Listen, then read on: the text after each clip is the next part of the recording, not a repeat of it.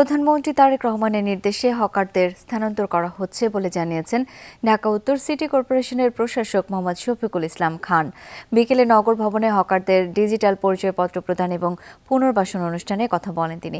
এ সময় তিনি হকারদেরকে ফুটপাত দখল করে চৌকি বসিয়ে ব্যবসার পরিবর্তে দৃষ্টিনন্দন ট্রলি বা নির্ধারিত বক্স ব্যবহার করার পরামর্শ দেন।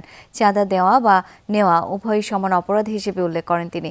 বলেন, ফুটপাতে কোনো ধরনের চাঁদাবাজি বরদাস্ত করা হবে না। পাশাপাশি খেলার মাঠকে ব্যবসায়িক কাজে ব্যবহারে নিরুৎসাহিত করেন ডিএনসিসি প্রশাসক মোহাম্মদ শফিকুল ইসলাম খান। উনি নির্দ্বিধায় কোনো সময় ক্ষেপণ না করে আপনাদের কথা চিন্তা করে ওরা তো মানুষ যাবে কোথায়, এই শব্দটি উনি আগে ব্যবহার করেছেন। ওরা তো মানুষ যাবে কোথায়, ওদেরকে একটা অন্যত্র মেন রোডে নয় অন্যত্র একটা জায়গায় তাদেরকে ব্যবস্থা করে দাও।